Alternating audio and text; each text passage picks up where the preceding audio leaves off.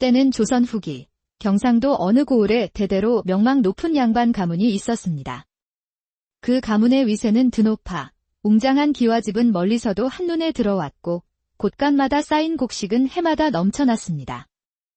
집안을 돌보는 하인들만 해도 수십 명에 달했으며 주인 어른은 과거에 급제한 학식 높은 선비로 마을 사람들 사이에서 그의 덕망은 자자했습니다. 그런데 이 평화롭던 가문에 새로운 며느리가 들어온 뒤로 집안 사람들의 입에서는 나직한 한숨소리가 새어나오기 시작했습니다. 가을거지가 끝나고 찬바람이 옷깃을 여미게 하던 어느 날 시어머니는 며느리의 방 앞을 서성이며 깊은 시름에 잠겼습니다. 도대체 왜 그러는 게냐? 곳간에 비단이 넘쳐나는데. 시어머니의 한숨소리가 끊이질 않았습니다.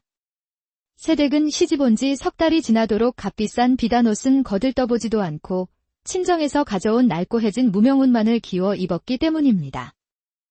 그런데 며느리의 이 소박하다 못해 궁상맞아 보이는 행실이 훗날 온 집안을 풍비박산의 위기로 몰아넣는 도둑 누명의 씨앗이 될 줄이야 누가 알았을까요? 며느리는 남은 천 조각들을 소중히 모아두었다가 마을 아이들의 옷을 만들어주거나 가난한 이웃들의 걸레감으로 나누어주곤 했습니다. 시어머니는 하루에도 몇 번씩 며느리 방 앞을 서성이며 혀를 찼습니다. 아니, 저 애가 우리 집이 가난한 줄 아나? 비단이 없어서 저러는 게 아닐 텐데. 집안 체면이 말이 아니구나. 마을 사람들도 수군거렸습니다.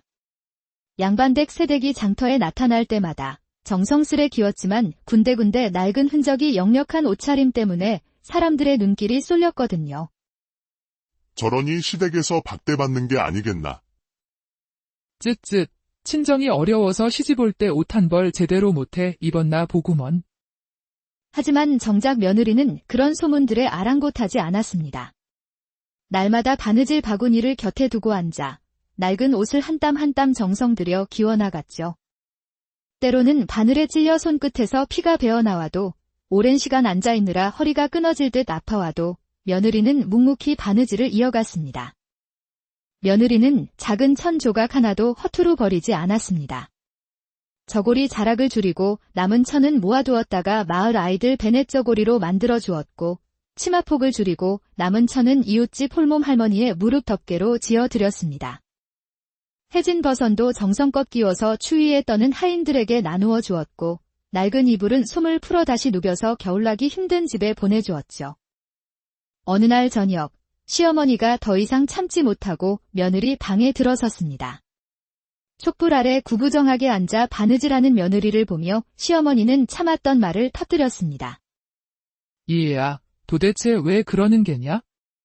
곳간에 비단이 얼마나 많은데 어찌하여 그렇게 남루한 옷만 고집하는 게냐? 며느리는 바느질하던 손을 멈추고 고개를 들었습니다. 촛불에 비친 며느리의 얼굴은 놀라울 만큼 평온했습니다. 어머님, 화려한 비단옷이 집안의 체면을 살리는 것이 아니라 따뜻한 마음이 집안을 살리는 것이라 믿습니다. 그게 무슨 소린지 알아들을 수가 없구나. 내 행색 때문에 사대부 집안의 채통이 뭐가 되겠느냐? 어머님, 헛되이 쓰는 것보다 사람을 살리는 것이 낫지 않겠습니까? 시어머니는 답답한 마음에 깊은 한숨만 내쉬었습니다. 며느리의 마음을 돌릴 수 없다는 것을 깨닫고는 조용히 방문을 닫고 나왔죠. 마당 건너편에서는 하인들이 모여 앉아 저녁밥을 먹고 있었습니다. 방금 며느리에게서 받은 기운 버선을 신어본 젊은 하인이 입을 열었습니다. 새 마님께서 주신 이 버선, 참 따뜻하네요. 발가락 나온 헌버선 신고 겨울나기 걱정했는데. 우리 새 마님은 참 다른 분이야. 우리 같은 것들한테도 이리 마음을 쓰시니. 하인들 사이에서는 며느리를 향한 존경과 따르는 마음이 조용히, 하지만 단단하게 생겨나고 있었습니다. 하지만 남편도 시어머니와 마찬가지였습니다. 벼슬길에 나가려면 체면을 차려야 하는데 아내가 저런 행색으로 다니니 마음이 편치 않았습니다. 어느 날 밤, 남편이 며느리 방으로 들어왔습니다. 부인, 바깥 사람들 시선이 곱지 않소. 제발, 우리 집안을 생각해서라도 고운 비단옷 한 벌만 꺼내 입어주시오. 서방님, 옷은 몸을 가리는 것이지 남의 눈을 즐겁게 하기 위한 것이 아니옵니다. 그 고집 때문에 집안 채통이 무너지는 것을 정녕 모르시오. 며느리는 남편의 손을 부드럽게 잡았습니다. 채통은 옷이 아니라 행실에서 나오는 법입니다. 언젠가 서방님께서도 제 마음을 아시게 될 날이 올 것입니다. 남편은 더 이상 말을 잇지 못했습니다. 아내의 눈빛에는 조금의 흔들림도 없는 굳은 확신이 담겨 있었거든요. 며느리가 마을을 돌아다니며 천조각을 나누어주는 날이면 사람들은 처음엔 수상쩍게 쳐다봤지만 점차 그 진심을 알고 고마워했습니다. 아이를 낳은 집에는 베네쩌고리 감을, 흉년으로 어려운 집에는 걸레감을, 홀로 사는 노인에게는 무릎덮개를 건넸죠. 며느리의 손길이 닿는 곳마다 따뜻함이 번져나갔습니다. 하지만 집안의 다른 동서들은 여전히 며느리를 바라보는 시선이 곱지 않았습니다. 형님이 저러니 우리까지 창피하구나. 사람들이 우리 집안이 쪼들린다고 생각하겠어. 밤이 깊어가고 촛불이 사그라들 무렵, 며느리는 마지막 바느질을 마무리하며 속으로 다짐했습니다. 아무리 사람들이 손가락질하고 시댁에서 눈총을 주어도 이 길을 계속 가리라고. 그렇게 겨울이 성큼 다가왔습니다. 첫눈이 내리고 나뭇가지마다 하얀 서리가 내려앉을 무렵, 고을에서 큰 사건이 터졌습니다. 관아에 비축해둔 귀한 비단 수십 필이 감쪽같이 사라진 것입니다. 아침에 창고 문을 열어본 창고지기는 기겁했습니다. 자물쇠는 멀쩡한데 안에 쌓아두었던 비단이 온데간데 없이 사라졌기 때문입니다. 급히 달려온 수령은 텅 빈 창고 안을 보며 얼굴이 새파랗게 질렸습니다. 이게 어찌된 일이냐? 당장 범인을 찾아내라. 고을이 발칵 뒤집혔습니다. 포졸들이 사방팔방으로 흩어져 수상한 자들을 찾아 나섰지만 며칠이 지나도 범인의 그림자조차 찾을 수 없었습니다. 초조해진 수령은 다그쳤습니다. 이 일이 상부에 알려지면 자신의 벼슬자리마저 위태로울 판이었습니다. 마을의 수상한 자들을 모조리 조사하라. 누군가 비단을 숨기고 있을 것이다. 그러던 어느 날 한 포졸이 수령에게 달려와 귓속말을 했습니다. 나리, 저 양반댁 며느리가 늘 낡은 옷감을 기워 마을 사람들에게 나누어 준다는 소문이 자자합니다. 그 말을 들은 수령의 눈이 번쩍 뜨였습니다. 뭐라고? 이 흉년이 든 판에 감히 옷감을 나누는 자가 있다니. 필시 그 자가 범인일 것이다. 당장 그 집을 조사하라. 다음 날 이른 아침, 포졸 서너 명이 양반댁 대문을 거칠게 두드렸습니다. 아니, 이게 무슨 일이시옵니까? 수령 나리의 분부시다. 이 집 며느리를 당장 관아로 모셔가라 하셨다. 집안은 순식간에 아수라장이 됐습니다. 시어머니는 기절할 듯 마루에 주저앉았고 남편은 황급히 뛰어나왔습니다. 도대체 무슨 일로 우리 집에 들이닥치는 것이오? 관아 비단이 없어졌소. 대개 부인이 옷감을 나누어 줬다는 소문이 있어 조사하러 왔소. 그때 며느리가 담담한 얼굴로 방에서 나왔습니다. 그녀의 손에는 바느질하던 작은 천 조각이 들려 있었습니다. 제가 나누어 준 것은 버려진 천 조각들입니다. 저는 결코 도둑질을 하지 않았습니다. 포졸 하나가 며느리의 손에서 천을 빼앗아 살폈지만 그저 낡고해진 무명천일 뿐이었습니다. 이것만으로는 알 수 없소. 관아로 가서 자세히 조사를 받아야겠소. 잠깐. 우리 부인은 절대 그런 일을 할 사람이 아니오. 포졸들은 남편의 외침을 무시했습니다. 며느리는 남편을 돌아보며 조용히 말했습니다. 서방님, 걱정 마십시오. 저는 떳떳합니다. 며느리는 포졸들을 따라 관아로 향했습니다. 소식을 들은 마을 사람들이 길가에 모여들어 수군거렸습니다. 세상에, 양반댁 며느리가 도둑이라니? 그리 얌전해 보이더니 역시 사람 속은 모르는 일이야. 관아에 도착한 며느리는 수령 앞에 무릎을 꿇었습니다. 네가 마을에 옷감을 나누어 줬다는 게 사실이냐? 예, 사실입니다. 그 옷감은 어디서 났느냐? 제가 입던 낡은 옷을 기워서 만들고 남은 천 조각들을 모아두었다가 어려운 이웃들에게 나누어 주었습니다. 흥, 흉년이 든 판에 감히 옷감을 나누는 자가 있다 들었다. 네가 바로 그 범인이 아니더냐? 관아의 비단은 제가 만지지도 않았습니다. 제가 나눈 것은 버려진 천뿐입니다.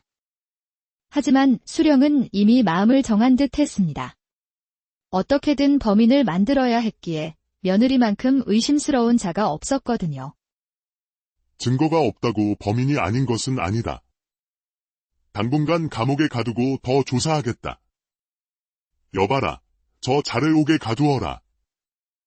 포졸들이 며느리를 끌고 가려 할 때 밖에서 소란스러운 소리가 들렸습니다. 마을 사람 몇몇이 관아 마당으로 들어서며 외쳤습니다. 나리. 저 양반댁 며느님은 도둑이 아니십니다. 앞으로 나선 것은 며느리에게 무릎 덮개를 받았던 노인이었습니다. 이 천을 보십시오. 마님께서 주신 것입니다. 낡아서 버릴 것을 기워 만든 것이지 결코 관아의 비단이 아닙니다. 시끄럽다.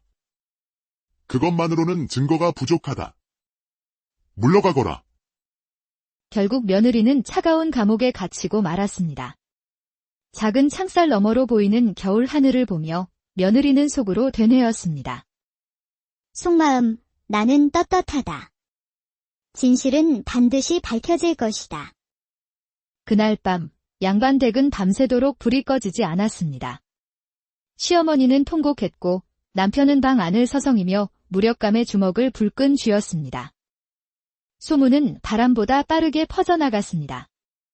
양반 며느리가 관아 비단을 훔쳐 마을에 생색을 냈다는 사실과는 전혀 다른 이야기로 부풀려졌습니다. 며칠 전까지만 해도 기운 옷을 받으며 고마워하던 이들조차 이제는 의심의 눈초리를 보냈습니다. 그러게 말이야. 부잣집 며느리가 왜 헌옷을 고집했겠어? 다 도둑질한 비단을 숨기려고 그랬던 거지. 맞아. 처음부터 수상쩍었어. 양반과 며느리가 그런 행색을 하는 법이 어디 있담. 며느리를 구하기 위해 남편은 사방으로 뛰어다녔지만 소용없었습니다. 관아의 문은 굳게 닫혀 있었고 수령은 만나주지도 않았습니다. 어느 날 저녁 남편이 며느리를 면회하고 돌아왔습니다. 그의 얼굴은 창백했고 눈은 충혈되어 있었습니다. 어머니, 저는 아내를 믿지 못했습니다. 체면만 생각했지 아내의 깊은 마음은 헤아리지 못했습니다. 남편의 목소리가 후회로 떨렸습니다. 그는 아내에게 그런 고집스러운 행동이 결국 집안을 망하게 할 것이라며 내뱉었던 자신의 말이 떠올라 가슴을 쳤습니다. 아, 체면을 구기더니 이제는 관아의 도둑이 되었구나. 우리 집안은 이제 끝이다. 하지만 며느리는 차가운 감방 안에서도 의연했습니다. 벽에 기대 앉아 작은 창살 너머를 바라보며 속으로 되뇌었죠. 가난한 이웃을 돕는 일이 죄라면 그 죄 기꺼이 지겠다고. 며칠이 더 지났습니다. 관아는 며느리의 누명을 확정짓듯 양반 가문의 전 재산을 몰수하라는 명령을 내렸습니다. 이른 아침 관리들이 양반댁 대문 앞에 도착했습니다. 수령님의 명이다. 이 집의 전 재산을 몰수하라.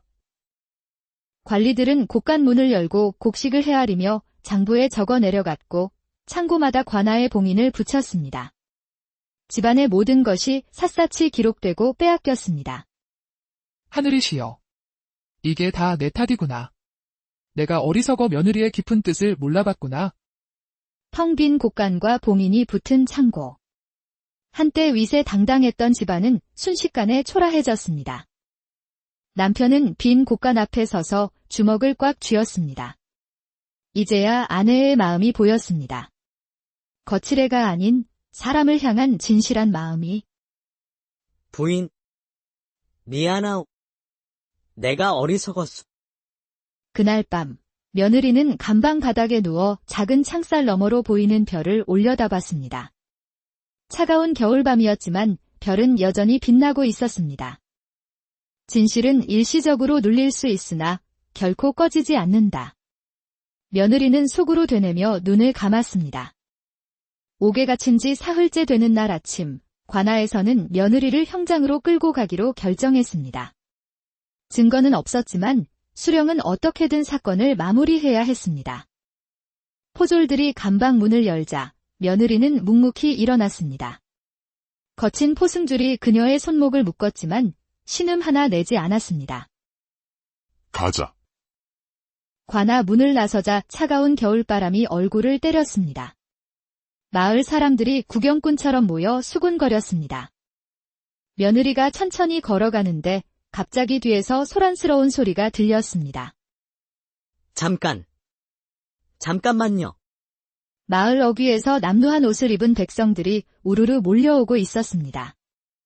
맨 앞에는 무릎 덮개를 받았던 노인이 있었고 그 뒤로는 아이를 아는 아낙네들, 젊은 농부들이 따랐습니다. 그들의 손에는 저마다 며느리에게서 받은 기운 옷들이 들려 있었습니다. 못들 하는 게냐? 썩 물러서라. 형을 집행하는 중이다.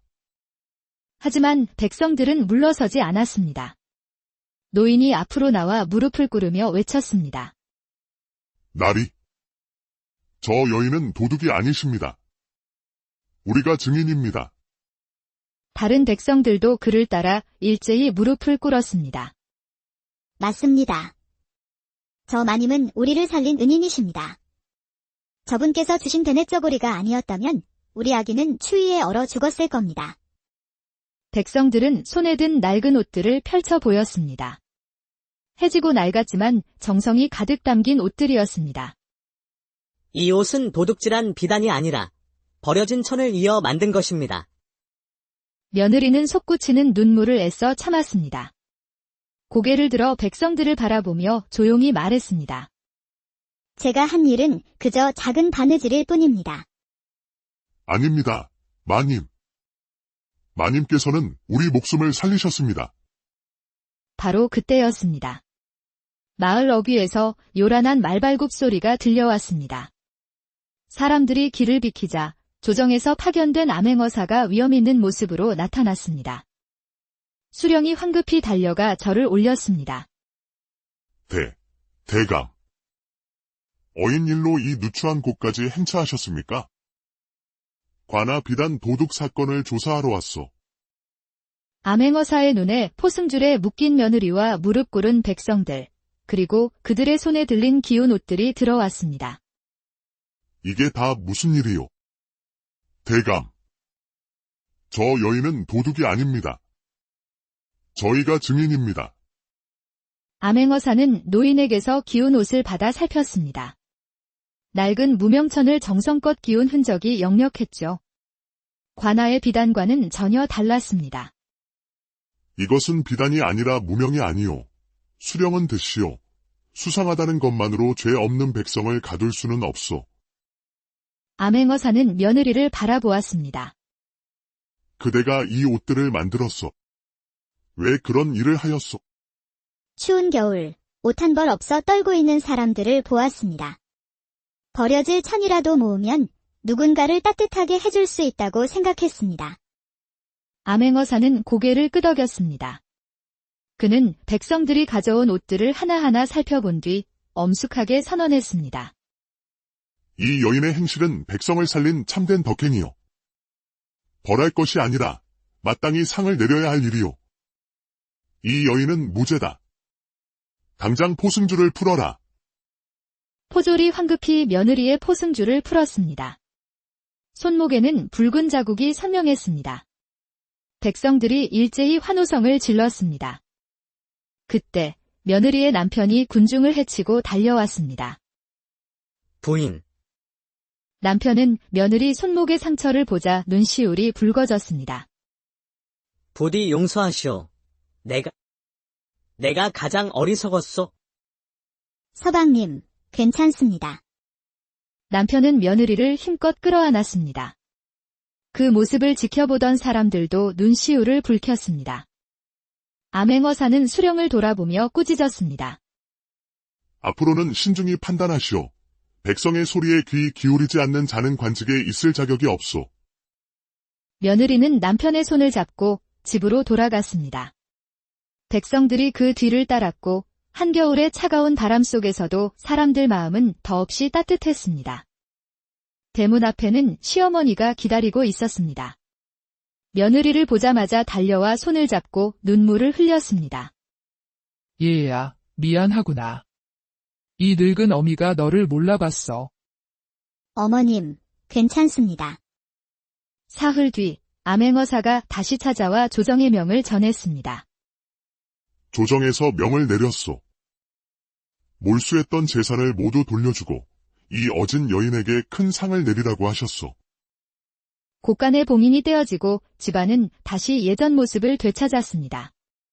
하지만 진짜 놀라운 일은 그 다음이었습니다. 며느리에게서 옷을 받았던 백성들이 저마다 곡식을 담은 자루를 들고 하나둘 찾아온 것입니다. 마님, 이건 제가 가을에 거둔 보리입니다. 작은 성이지만 받아주십시오. 마님의 은혜에 조금이나마 보답하고 싶습니다. 아닙니다. 어르신. 이건 받을 수 없습니다. 마님께서 주신 대냇저고리가 없었다면 우리 아이는 추위에 떨었을 겁니다. 이건 감사의 마음이니 부디 받아주세요. 하나둘 모인 곡식이 마당의 산더미처럼 쌓여갔습니다. 며느리는 눈물을 흘리며 고개를 숙였습니다. 고맙습니다. 정말 고맙습니다. 저녁이 되자 집안은 예전보다 더 풍성해졌습니다. 몰수됐던 재산보다 더 귀한 사람들의 따뜻한 마음이 곳간을 가득 채웠기 때문입니다. 얘야, 너야말로 우리 집안에 굴러들어온 진짜 복덩이다. 그날 밤, 며느리는 다시 바느질 바구니를 꺼냈습니다. 며느리는 한 땀 한 땀 바느질을 시작했습니다. 남편이 곁에 앉으며 물었습니다. 부인, 또 옷을 기우시렵니까? 예, 서방님. 아직도 추위에 떠는 사람들이 있으니까요. 이번에는 나도 함께 하겠소. 며느리는 미소 지으며 고개를 끄덕였습니다. 두 사람은 나란히 앉아 바느질을 시작했죠. 촛불이 흔들리는 방 안은 세상 누구의 방보다 따뜻했습니다. 그 후 헌옷 며느리라 불리게 된 그녀의 이야기는 온 고을에 퍼져 모든 이의 존경을 받았습니다. 며느리는 상 대신 마을의 어려운 사람들을 도울 수 있는 의창을 세워달라 부탁했고 조정은 그 뜻을 기꺼이 받들었습니다. 세월이 흘러 며느리는 할머니가 되었지만 여전히 기운 옷을 입고 소박한 삶을 이어갔습니다. 어느 봄날 며느리는 마당에 앉아 손주들에게 둘러싸여 바느질을 하고 있었습니다. 할머니, 왜 할머니는 예쁜 비단옷 말고 헌옷만 입으세요? 얘야, 옷은 낡아도 기워 입으면 새 것이 되듯 마음도 나눌수록 새로워진단다. 버려질 것 같은 작은 것도 누군가에게는 소중한 것이 될 수 있지? 그러니 헛되이 쓰지 말고 아껴 쓰고 나누어 쓰거라. 옛말에 이르길 거미불로 화이불치라 했습니다. 검소하되 누추하지 않고 화려하되 사치스럽지 않은 삶을 말하죠. 며느리의 삶이 바로 그러했습니다. 진정한 부는 곳간에 쌓인 재물이 아니라 나누는 마음에 있음을 그녀는 평생의 삶으로 보여주었습니다. 아무리 작은 것이라도 나누면 큰 것이 되고 아무리 낡은 것이라도 정성을 다하면 새 것이 됩니다. 검소함은 부끄러움이 아니라 덕이며 나눔은 잃는 것이 아니라 더 큰 것을 얻는 것입니다. 이것이 바로 헌옷 며느리가 우리에게 전하는 귀한